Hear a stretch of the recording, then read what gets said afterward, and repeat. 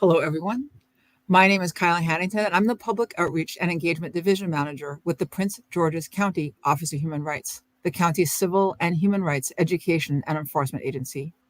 Our office investigates complaints of civil rights discrimination, combats human trafficking, ensures equitable language access to county government services, and builds programming to educate on civil rights and social justice, and to build community across the diverseness that is our county.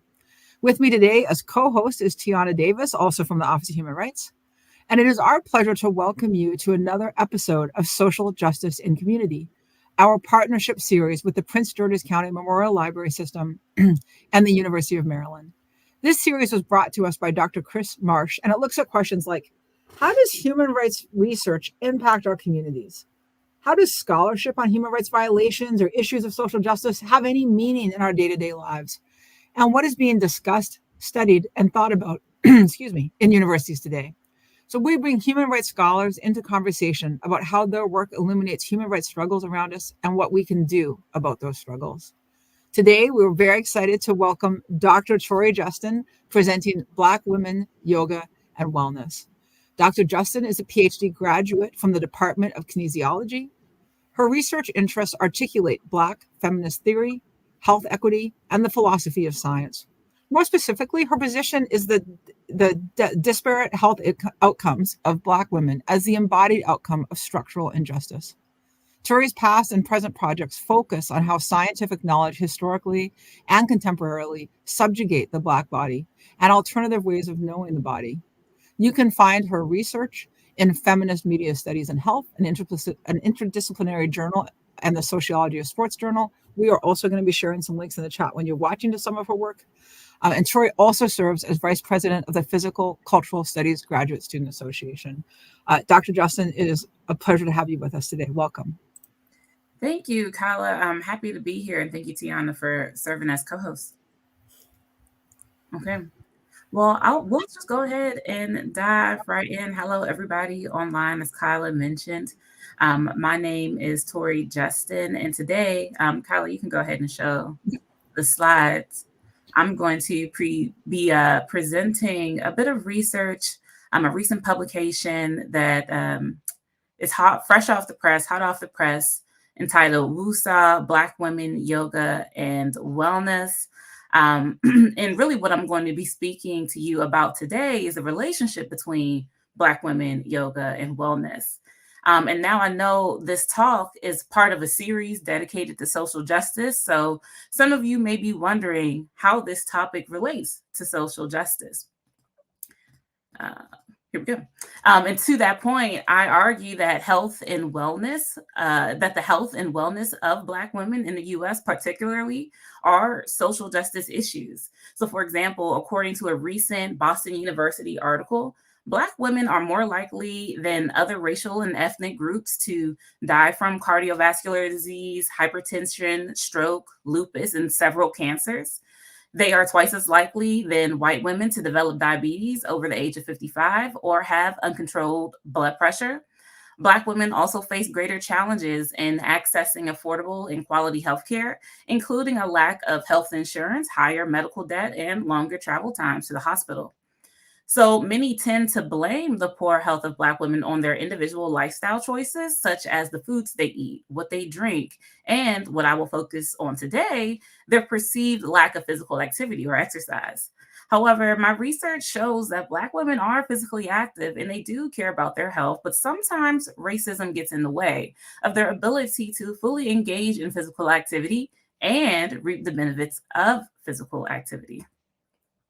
So, for example, there has been a resurgence in recent years of moments, often video recorded, that showcase the prejudicial treatment of physically active Black people.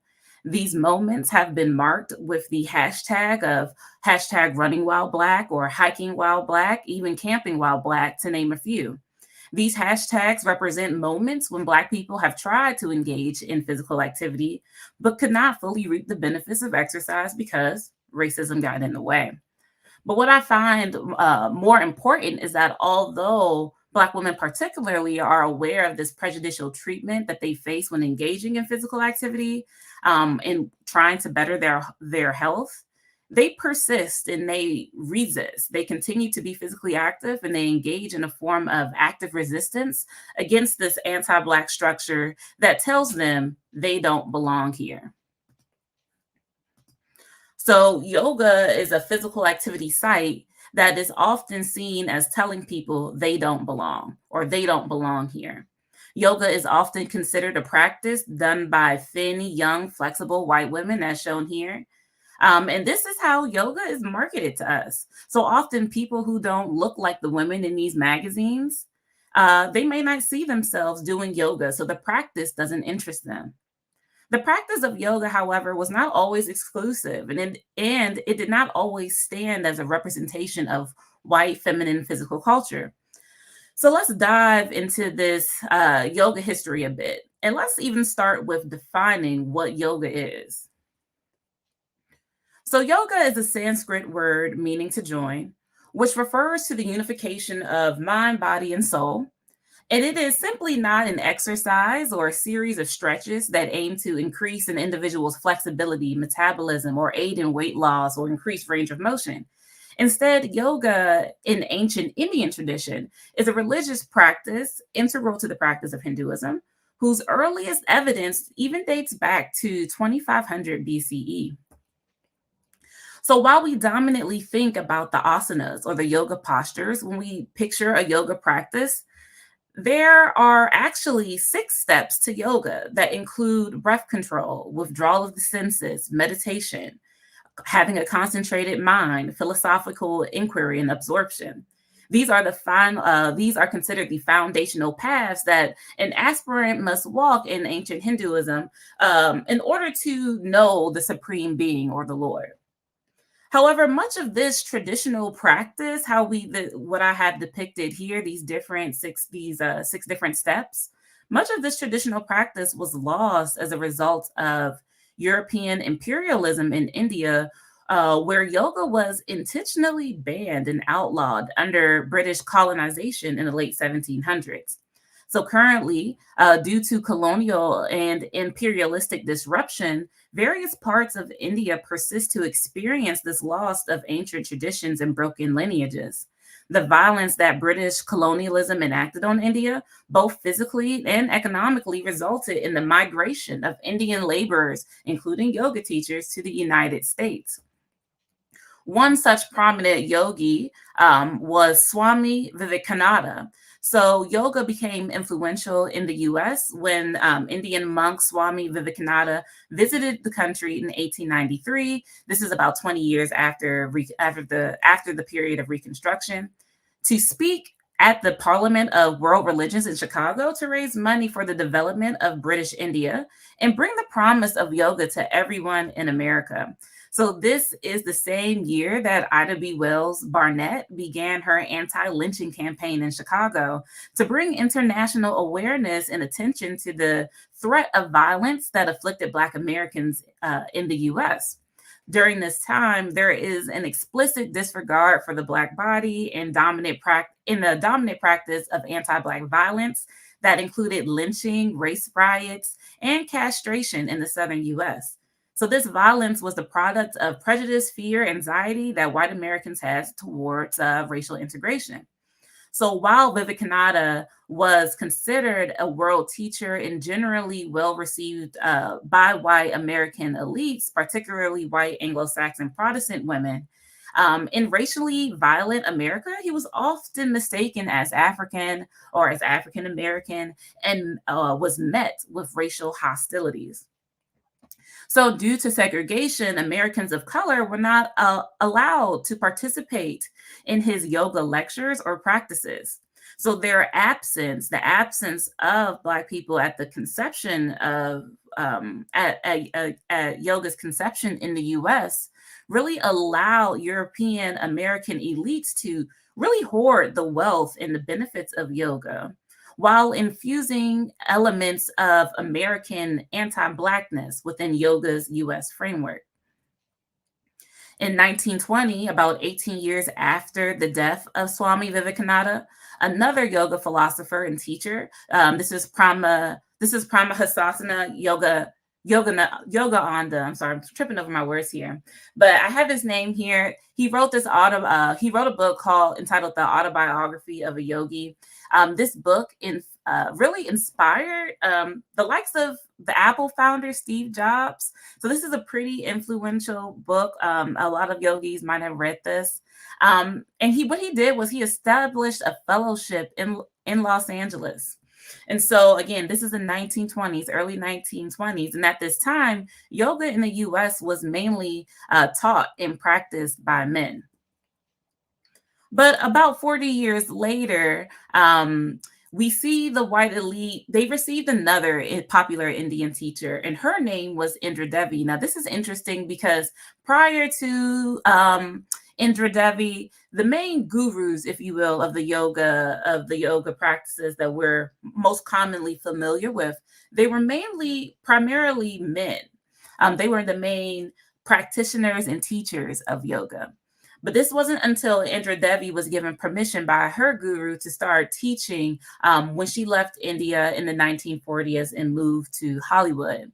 And there she established a practice where she taught many celebrities such as Gloria Swanson, Jennifer Jones, Marilyn Monroe. And Marilyn Monroe particularly credited much of her admired physique to yoga. So I have some pictures here. And she was often photographed in these sort of yoga-ish, I call them yoga-ish postures, because she definitely put her own stamp of beauty on it. But this allowed depicting Marilyn Monroe in these postures gave a stamp of approval to yoga, and it allowed yoga to transform into a routine that toted youth, beauty, and desirability. And due to its mainstream birth in the affluent hills of Hollywood, centering the mind, the body, the spirit was no longer the goal of yoga. Instead, it became to be about, and it became to emphasize values that corroborated the centrality and the superiority of whiteness, femininity, youthfulness. And it became more about the physical postures and the physique and less about this unification of mind, body, and soul. But regardless of how yoga has been positioned within the dominant discourse or in popular culture, many Black women resist these sort of stereotypical notions about yoga. So what I'm going to present next, for instance, this is a book written by Stephanie Evans. It's entitled Black Women's Yoga History, Memoirs of Inner Peace. And in this book, we explore several Black women yogis. Particularly, we can start with Harriet Jacobs. Harriet Jacobs, who was enslaved, wrote of her own yoga practice to help cope with the trauma of slavery, sexual abuse, and the absence of her children. So on several occasions, Harriet Jacobs wrote about her practice of meditation, movement, and prayer during her 7 years during slavery as she was hiding and she was in confinement. So in one account, Harriet Jacobs describes her walking meditation as such. I'm going to read an excerpt here. She states, again and again, I had traversed those dreary 12 miles to and from my town, and all the way I was meditating upon some means of escape for myself and my children. So while in hiding, Jacob also discusses her need to crawl around a tiny space, stand erect, feel the earth under her feet, and stretch her muscles. So this is her yoga practice. And while she didn't name it yoga, she talks a lot about mindfulness and meditation. Harriet Jacobs was committed to a wellness practice, and she lived to be 84 years old. In this book, Stephanie Evans also discusses how, unbeknownst to many professional historians, Rosa Parks, who we have depictured here in the right-hand corner here, Rosa Parks also practiced yoga for 4 decades, a practice that was passed down to her by her mother. So Parks even gave public demonstrations in Detroit in her 60s, and she lived to be 92 years old. Similarly, we have the iconic singer and performer Tina Turner, who openly discussed her turn to Buddhist meditation to cope with the trauma of domestic abuse. She passed in 2023 at the age of 83. So as Black women are disproportionately subject to this personal, cultural, and structural violence, in addition to being socially conditioned to really carry the weight of resiliency, it is unsurprising that some Black women have taught themselves to breathe, to meditate, and pray as survival strategies. So, without doing so, their health, well being, and overall quality of life would be impacted more than it already was or already is. So since the first captive, and we have research that shows that since the first captive African woman stepped foot on American soil in 1619, that breathing, meditation, and practices of wellness remained integral to their survival. So when I learned about these histories, I was really ecstatic. I'm also an avid yogi myself. And so a lot of my own personal experience with my yoga journey is also in this research that I've embarked on. But I also have experienced that yoga in the US is seen as such a racially exclusive space. So to hear that Black women had long been utilizing yoga to heal really moved me. So I embarked on a mission to understand how other Black women engaged in yoga and how and if their practice was disrupted by racism. And here's what I found. So in my publication, Roll Out My Mat and Take Up Space, a study of Black women's resistance to yoga and white normativity, I explored how Black women have and continue to employ yoga to navigate and resist white normativity and violence inside and outside the yoga studio. So what I did was I interviewed 10 Black women yogis, and what I found was that all yogis that I interviewed discussed being physically active in their childhood and enduring discrimination based on their race. So some participants reported that they mainly engaged in unstructured physical activities, such as playing double dutch or riding bikes with friends. And others mentioned participating in organized sports or dance lessons. But regardless of the style of physical activity, they shared stories of discrimination, such as, for instance, not being picked to play a part in a school play of the Nutcracker. So one of my participants mentioned how she wanted to play the role of Clara in the Nutcracker, but her teacher told her that she couldn't because Clara is not Black. That's a quote that I'm reading here. And another participant talked about how she was the only Black cheerleader in her school. On her school's cheer team, and how she was bullied for having dark skin, and how this really affected her ability to go to practice or even to engage in the physical activity that is cheerleading. And I have many examples of this in this article, but the main point here is that at an early age, Black women were quickly told that certain physical activity spaces were not for them, or that they simply don't belong in certain physical activity spaces. And while it is important to note that anyone can practice yoga anywhere, a guided practice is usually done in a studio. So yoga itself represented an exclusive space for participants. And participants really spoke to how they can't just come and do yoga, right? Instead, they talked about how they have to prepare, how they have to sort of equip themselves for the prejudice or the ostracization that they might experience within the studio. So I have a quote here, for example, let's call her Nikki. In Nikki's quote here, she stated that when she started attending in-studio yoga sessions, she was really self-conscious about her body. She said, she states here, because of my body size, I didn't want to look too crazy being a big girl trying to do these poses. In those settings, most of the people are very slim. It is a little bit different being a fit girl in the yoga class. So here, Nikki is cautious to not look too crazy. And this comment really illustrates that she is aware of yoga's sort of white normativity and how it manifests in the idea of what a proper or true yoga practice looks like, or how this idea really stunted her perception of her ability to perform certain postures, or how certain postures are linked to beauty and thinness. So Nikki considered herself a big girl and thus assumed that size was a barrier to her practice. And another example was an experience that I was told about by a Black woman yogi instructor. So let's call her Mimi. And she was teaching a hot yoga class, and one of her white male students told Mimi's boss, that the owner of the studio, who was the owner of the studio, that Mimi made the room a dangerous temperature. So here I have a quote from Mimi. She states that, I remember one time a student, an older white man, started complaining during class. He loudly asked, why is it so hot? The room is supposed to be 105 degrees. That day it was 104. Afterwards, he let the studio owner know that I made the room a dangerous temperature.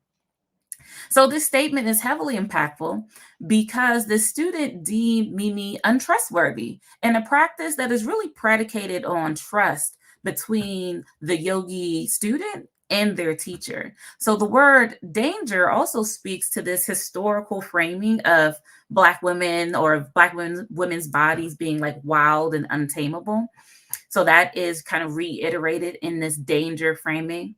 So thus we sort of see this white normativity, that I'm calling it, in the yoga studio manifest in the form of expectations. So Mimi's students they did not expect her to be able to render them a service worthy of their practice. So the consequence of this expectation is the reframing of some Black women as incapable and ultimately inferior to their white yogi counterparts. And then the last finding is about embodied liberation. So, and I'm gonna break this down and explain this here. So hopefully it comes, the definition comes out of embodied liberation. So that while many participants recognize that the yoga studio can be exclusionary, they practice anyway, right? So many participants stated how they refused to not be present, that they had a right to be there in the studio since they paid for classes like everyone else, and that they will roll out their mats and take up space. This is them reclaiming their space. And these participants realized in a way that the benefits of yoga outweigh the cons, especially if yoga, the practice, if their yoga practice is done in a space that contains other Black yogis as well. So I have a quote here from Tiara that practices, and she talks about practicing yoga and the physical freedom that she felt when she was practicing around other Black yogis. So she states that it wasn't until I started practicing with the Black Yoga Teacher Alliance that I really started to resonate with my practice. When I started breathing with my Black brothers and sisters, I felt relief, lifted, like I was flying. My body melted and I surrendered to the pose. In this environment, my body suddenly opened up, I relaxed, and I was able to lift my chest. She continues by stating, when you think about it, lifting your chest in any pose requires vulnerability. As humans, we innately want to protect our precious organs, especially our heart, which is why I never fully felt comfortable doing certain poses in a room with people who have been conditioned to oppress and abuse. So I realized that the Black relationship to survival is deep. You never know when you'll have to snatch up your muscles and leave when you practice at white studios. So I think that's pretty powerful. And because what she is getting to here is an atmosphere of trauma that physiologically prevents you from getting into your posture, right? We all know that the body has mechanisms, sometimes involuntary. So when that fight or flight kicks in, we can't necessarily control that. So what she's speaking to is a physical or physiological inability to fully melt into her yoga asanas when in an environment like a predominantly white yoga studio. But the opposite kind of occurs when she is in a collective or supportive environment or around other yogis of color. But what I think is what she's also signaling here is an importance, that there is a sort of importance or a collective experience that Black women share when it comes to healing, in the process of communal healing to address collective trauma. So the contemporary notion of Black women yogis taking up space is particularly liberating, considering that Harriet Jacobs, again, she was born enslaved, She used yoga to nurse her body, to heal her body from living in confinement, from living in hiding for so long. She lived in a very tiny attic crawl space, and she used, again, body to heal her body and mind from these wounds of confinement. So what my findings suggest is that these Black women yogis are still using yoga to heal and survive this threat of anti-Blackness that continues to pervade American society. Findings from this study suggest that some Black women, even from an early age, how they learn to navigate racism while engaging in physical activity. But it remains unclear if Black women are able to truly benefit from the practice of yoga, if they must navigate anti-Blackness and face additional challenges in their practice. Now, this next slide isn't included in the recent publication that is posted in the chat, but I am curious about comedic yoga. So in my future research, I hope to really explore the whitewashing of yoga history. Many don't know that yoga also has roots in Africa, ancient Egypt particularly. So according to Yoga International, this style of yoga is called comedic yoga, which focuses on the movement of energy through the body in order to connect with one's higher intelligence in the divine. So the physical poses of comedic yoga are taken from ancient illustrations of Egyptian gods and goddesses. So I really wish to explore this more and hopefully provide the yoga industry with more reasons and rationales to become more inclusive. And I have some additional resources here, but that is all I have, and I'm ready for the Q&A. So I will stop sharing my screen. All right. Thank you so much. That was very interesting. That was great. I do have a lot of questions, and I'm going to start at the end because I would love to know more about comedic yoga. You talked about that the practice is, I'm probably misquoting, but I'll do my best to paraphrase, but that the practice is drawn from these ancient illustrations. Do you know if there's a line though? I understand that maybe there are some people who have sort of rediscovered it. Do you know if it's been practiced sort of continuously? Well, I know. Well, when you say practice continuously, I know I belong to a couple of yoga studios and they do offer comedic yoga classes. Recently, though, it's become I think the pandemic, a lot of people were doing like YouTube yoga. Tiana's smiling. Like a lot of people might have started doing like YouTube yoga, just trying to find ways that they can exercise without the gyms because they were closed. This is when I experienced comedic yoga, looking at the different strains or practices of yoga. There are so many. There are so many. But I brought up comedic yoga because in the scholarship, at least in the academic scholarships, there's not much reference to it. So I see it about more in popular culture, but less in the scholarship. Thank you. Yeah. Tiana, do you have a question? I do actually, Tori, or Dr. Tori, I apologize. I have a question that, could help settle a debate that I was having with a friend just yesterday. And so I was telling him how, I start my day by walking my dog and, that's like my first source of exercise for the day. So it gets my blood pumping. And he was saying how, accidental exercise doesn't really count. And so I was wondering if, like, in your research, the types of exercise you mentioned, like double Dutch and riding your bike, have you seen that that's had, just as good an effect as yoga or like the real exercises? Yeah, I would heartily disagree with your friend to say any movement is good movement, right? I would say anything that gets you up and out, especially outside. I have a young dog myself.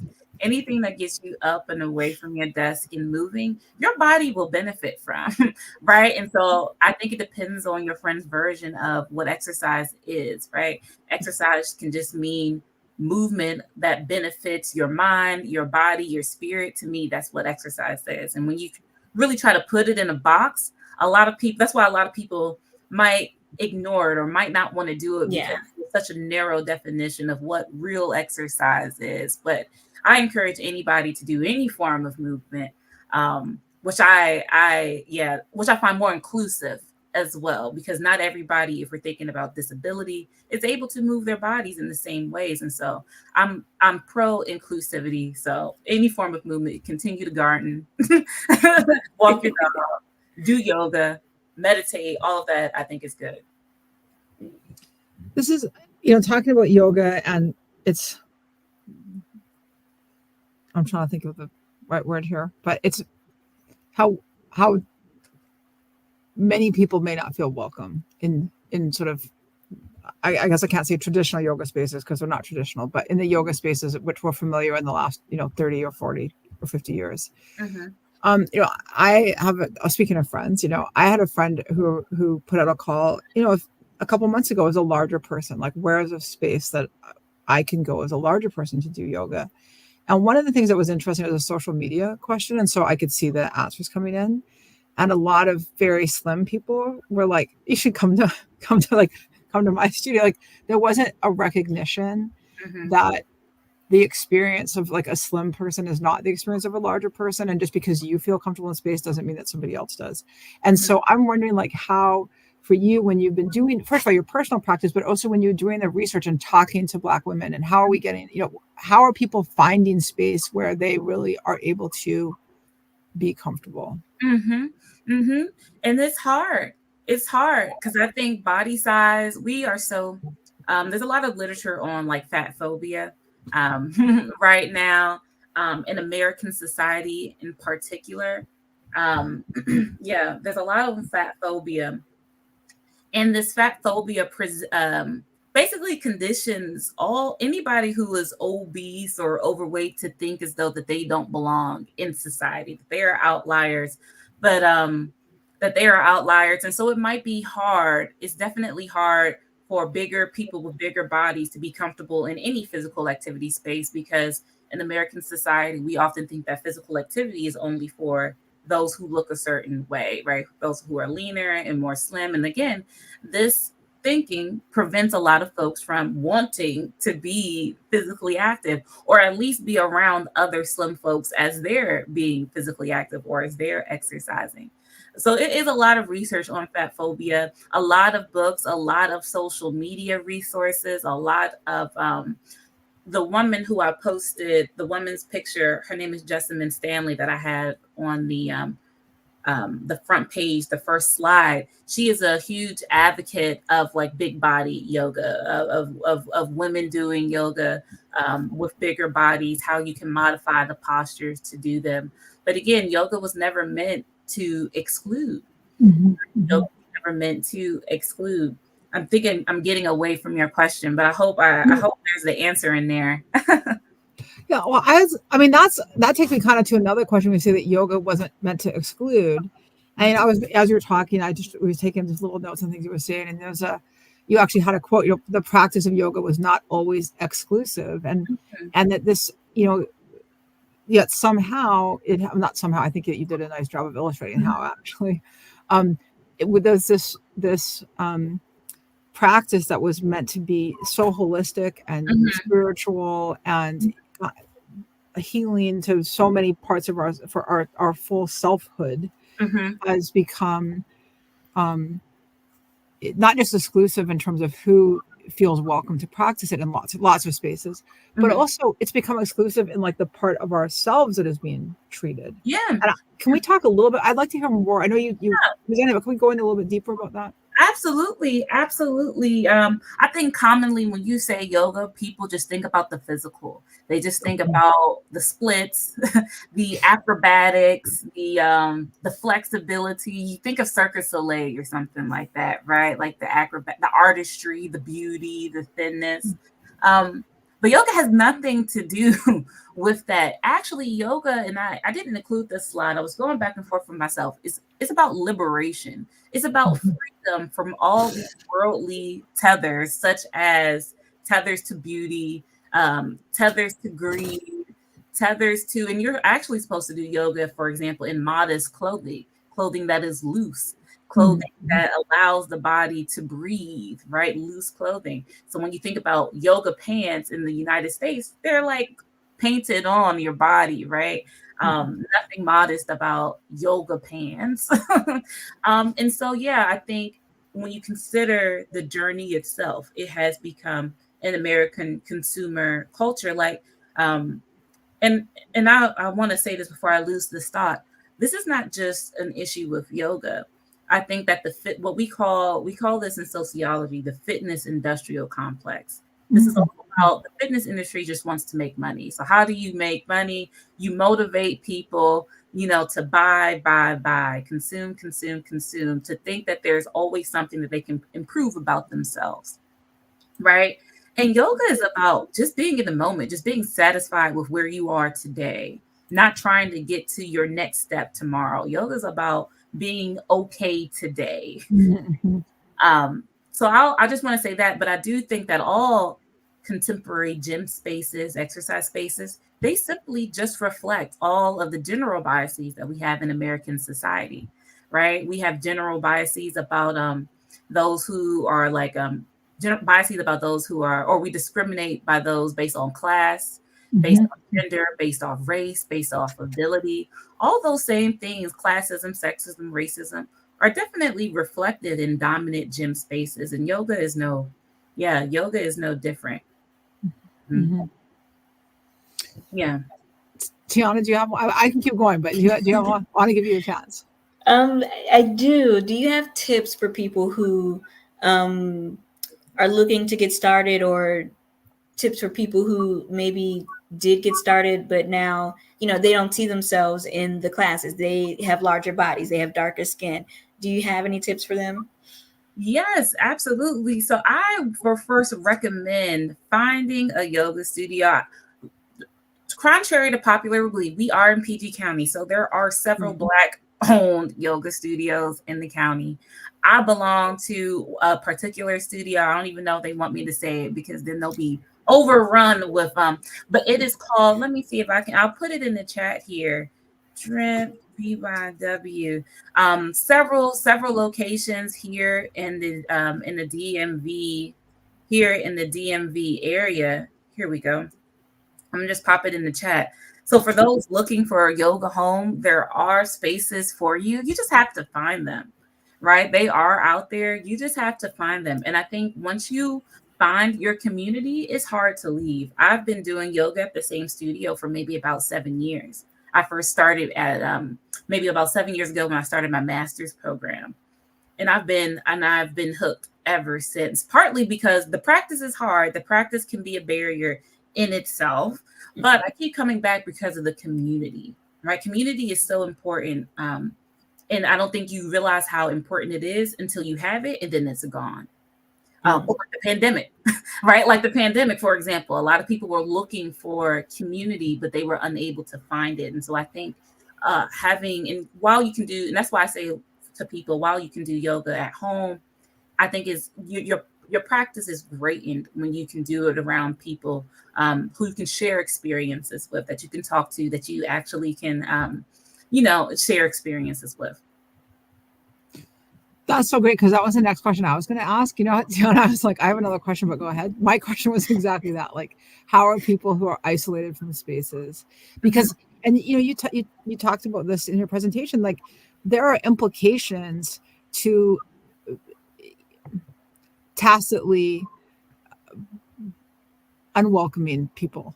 There's probably a better way to say that. And, there are long-term health outcomes. Like if people, and, I think you did a wonderful job in your introduction. And I know this was not the bulk of your presentation, but talking about disparate health experiences and outcomes for Black women.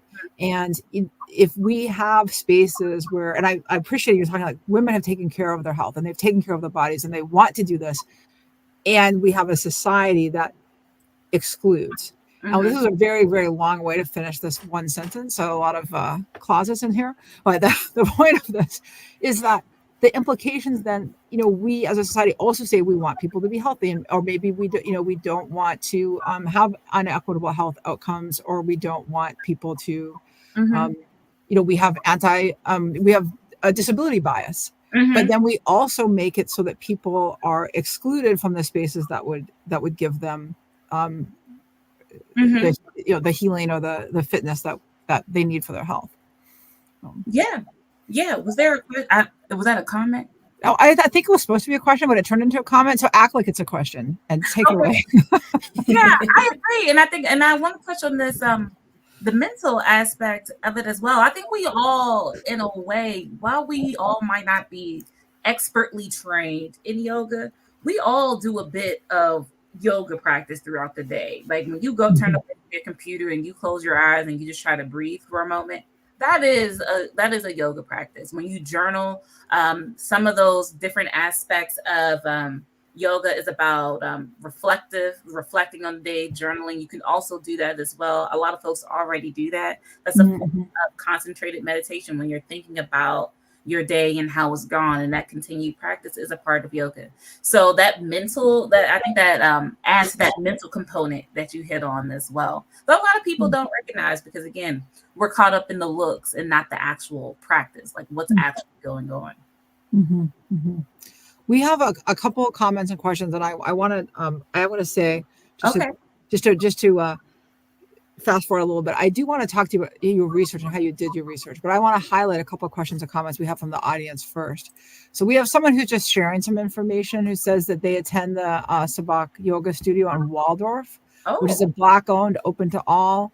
This person is a full-figured woman, and this studio makes her feel welcomed as she's learning to embrace yoga. Great. And then we have a question here about I think this is one of the first people you mentioned in your slides, right? So didn't he teach African Americans in the early part of the century? I've seen photos of him secretly teaching them. Yes, I wouldn't be surprised. Yes. And I would like to say to that point that a lot of Indian laborers, yoga teachers included, came to the States looking for freedom. But when they saw the persecution of African Americans after Reconstruction, well into Jim Crow, there were segregated yoga classes, right? They weren't allowed to mix or have integrated yoga classes. And teaching in private, yes, definitely occurred during this time because there was so much hostilities, right? And I believe there was a social justice, another presenter in this series even mentioned how high-class Hindus in the early 1920s were considered Caucasian, right? And so and that's such a great point. That's why they had to do it in secret, because again, when I first got into this research, I was saying, well, how did these brown people, how were they able to earn the trust of the white elites at the time when racial hostilities towards racial integration were so high? And so she highlighted that they weren't necessarily considered people of color as we would term them today. The high class and elite Hindus at the time from India were considered Caucasian, like biologically Caucasian. So they had entrance into certain spaces and were able to earn the trust of the white elites around them. But again, they were very aware of the persecution of their of African Americans. So definitely teaching in private definitely occurred.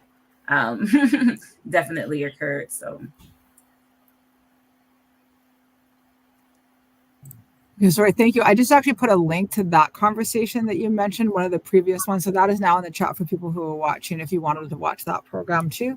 That was on when immigration became illegal. Yeah, one of those previous presentations. So, and then we have another, that same, we have a sort of a follow-up question, which is, what about the mental wellness aspect of how yoga relates to Black women? And can you talk a little bit more about that? Mental wellness aspect.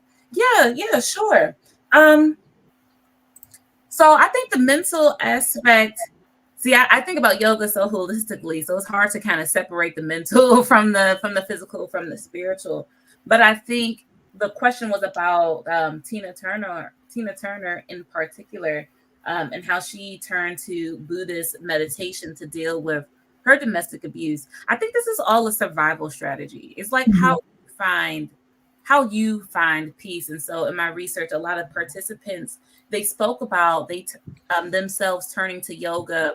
And I found as a lot of people might do this. They turn to yoga if they're grieving, if they're abused, if they experience trauma, if they have low self-esteem, if they're not comfortable with their bodies. A lot of times folks turn to yoga from a deficit, from a negative place, right? And it's the most natural thing, I guess, in American society to turn to yoga to when you deal with such mental grief. So a lot of participants, I can't speak for certain, but a lot of them did mention about turning to yoga to sort of handle the mental burdens that they were carrying. Mm-hmm. That goes back to the liberation you were talking about. Yeah, you want freedom from it, freedom from the grief, the pain, the trauma, the loss of a loved one, whatever it is. You know, this is it's kind of like a natural, and participants described it as almost instinctual, and then an instinctual survival strategy. So I sort of previewed that I'd like to talk to you about your research, because like, I mean, I know, so you're practicing, you're doing, you're active in yoga communities. So when you undertook this project, and I feel like you did a nice job of telling us how you got to have this be your research, but by all means, you could go into more detail. I'd like to hear more about that. But how did you then undertake the research? Yeah, sure. So like I said, I belong to several yoga communities. I received permission from the University of Maryland and some funds to undertake this research. And so I just advertised. I advertised in the DMV area. I advertised on Facebook. I advertised on LinkedIn, and asked if there were any Black women yogis who would love to share their yoga experience or their yoga journey. I received 10 participants who were really excited to share with me. We did about 60 to 90 minutes of interviews, one-on-one interviews, where I asked them all the same questions. And they just started to pour into the questions. They gave me a lot. It was really hard to try to figure out what I wanted to showcase and what I didn't. I think that this is definitely personal for a lot of folks. Like I'm saying, a lot of them turn to yoga due to grief, loss, trauma, abuse. And so they shared that with me as well. So, but really what I wanted to focus on in the publication itself is about resistance. I didn't want to focus too much on the pain, the trauma, the deficit thinking. I didn't want to portray this negative or emphasize too much of the negative, but I wanted to showcase the empowerment and the strength of these women and how they, regardless of their circumstances, they put their health first, right? They cared for themselves, and they did so in the way that they best saw fit. And that's why I love the title of the piece, "Roll Out My Mat, Take Up Space," because that is generally what they did. And so that is how I the research itself is particularly focused on their resistance and their empowerment, and less about their struggles and less about their struggles and that negative portrayal. I didn't want to focus on too much. Strength, empowerment. So you found people, in terms of connecting people, it sounds like they were very open to speaking, like once you had that connection. Yeah, and I didn't even build much rapport. I just put the flyer online, and they said, "I have so much to tell you." They weren't anybody that I knew. Nobody that I knew. But they were all strangers to me at the time, and they just poured into me. They had a lot to say, I believe. And again, I think I did this research maybe in 2022, like late 2021, early 2022. So I can't necessarily speak or directly speak to the effects the pandemic had on that. I did offer an incentive. It was $20 to speak with me for about an hour or an hour and a half. But they were ready to pour in. I guess as soon as they saw the recruitment flyer. Did you actually? I want to. Okay, Tiana. I'm sorry. Tiana, take it away. No, I don't have any. Oh, okay. I'll jump in when you do, because I could just keep rolling. I am just very interested in this topic. I think you've done a great presentation, and I'm thinking about your research and when you went in. did you have ideas about what you thought might come out, and what's different from like the beginning of, we know you just got your PhD, but I don't know when just is, but relatively recently, so congratulations. But from when you started the process to now, what did you expect, and what came out? For this particular research, I had no expectations for it. I'm the type of researcher, I allow the data to try, to take me on a ride, to let it take me wherever it wants to go. I definitely had particular questions to ask them through the interview, but I had no expectations on what I thought that they would say. Mm-hmm. On what I thought that they would say. I anticipated that I would I talk to folks across the country too. I know I mentioned I'm in the DMV area. I'm in in the DMV area. But these participants were from across the country. They were all in the US, but they were from across the country in different states. And I think what was interesting, what I didn't expect, is to speak to like the geography of where yoga studios are located and how that affects who and who does not engage. And because I never considered that growing up in these big urban jungles in these big cities that I've always passed yoga studios. There's like 3 or 4 every block on the block, right? Especially in the DMV area. But once you get outside of this, it's a bit different too. So it becomes even more exclusive just because there might be less studios in your area, right? Mm-hmm. So you might not have the diversity or variety of studios to choose from. So I found that was actually something that was unexpected that came up in the research when the participants started speaking about the limitations of geography on their yoga practice. I would like to hear more about that. Like, Mm-hmm. what I'm going to make assumptions, what to do with more rural spaces or more limited. Okay. But can you take us through that? Like, what were you seeing, or what were people experiencing? And also talking about like creativity and prioritizing wellness. What are people doing when there's limited access?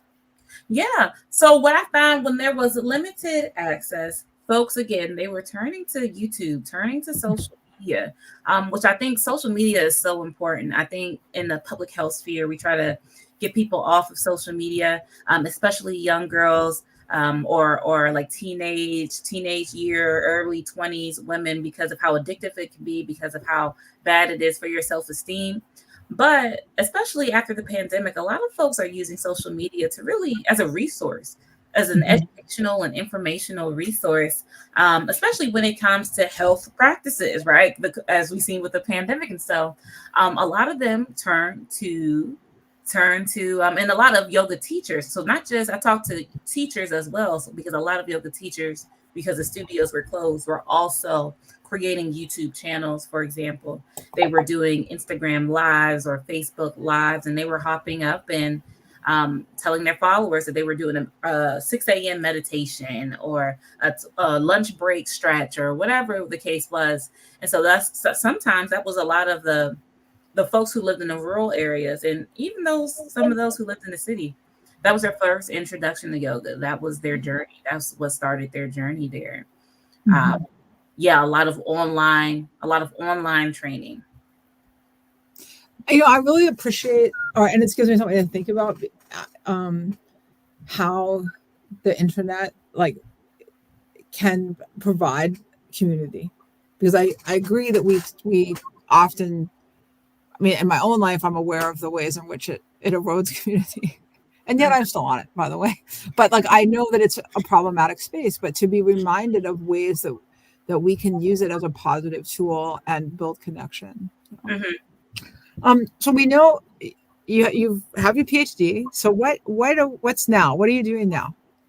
New research, or what's? Yeah, I always have. I'm working on a couple projects right now. They're under review, so I won't say much. I won't say too much of that. But right now I'm on the job market. So this is my last semester at the University of Maryland. I defended my dissertation maybe 3 weeks ago. Congratulations. So thank you so much. And so I'm fresh. I'm on the job market. I'll be spending the summer finalizing some publications or starting some new research depending on how this review process goes. And then like I said, I'm on the job market. And so my goal is to secure a job as an assistant professor somewhere in the DMV area, maybe. And taking it from there. My final ultimate goal is full professorship. I want to work in academia and continue to cultivate knowledge and do what I love. So that is my ultimate goal. That's awesome. That's awesome. And congratulations. I know the dissertation can be the defense can be rough. So well done. Thank you. Thank you very much. So what do you think? Like, one of the things that we do try to do here in a lot of our programming, we do a lot of different programs, and we kind of we want to try to give people a takeaway. So, people spend an hour with us and, want to, either improve their situation, their neighbors, their life in their community, make it a little bit better. So what's a takeaway you can give people who are watching for us today? Like I said, I just finished my PhD. I've been in school for a very long time, and it has definitely been hard at times. But I find that what kind of centers me and stabilizes me is breathing. I've never just felt so knotted up and tight, and then you just take a deep breath and you say, I haven't taken a breath in like an hour, in like 2 hours, maybe in 2 weeks. And so I think when you face a lot of stress and a lot of nervousness and a lot of anxiety, I think the best thing that you can do is just close your eyes and breathe for about 5 or 6 minutes. And then all of a sudden you wake up from this very brief moment a bit more refreshed. And so if I learned anything from my practice, from my graduate career, from my research, it's to breathe. That's why the title of this on the slide was called Woosah. So if you're familiar, this is called like Woosah. Like, just take it, like, calm down. Like, it's okay. Take a breath. And honestly, a lot of people aren't able to do that. They might struggle with that because it's not something that we've been taught to do. It's a muscle. Trying to find your calm, it takes work and it takes practice. That's why yoga is called a practice. You have to kind of do it every day in order to get better at it.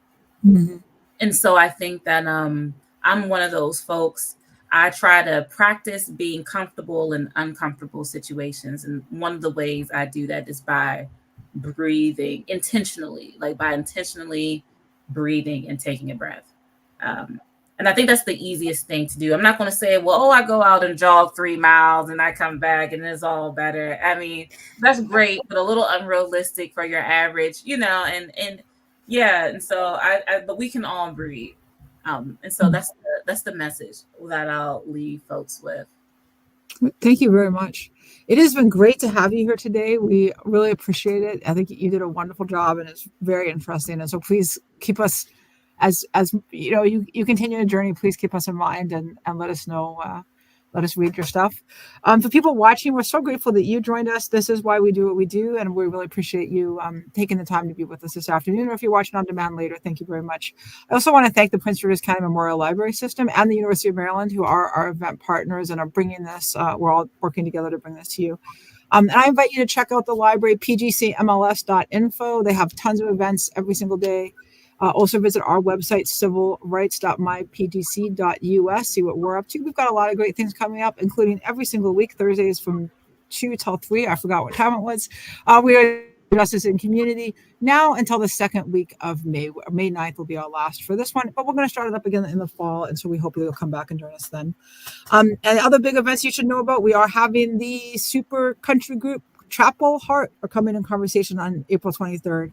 So we hope that you come and watch that with us. Again, Dr. Justin, congratulations, and thank you so much for spending time with us today. Thank you so much for having me. I look forward to future collaborations. Thank you. Bye, everybody.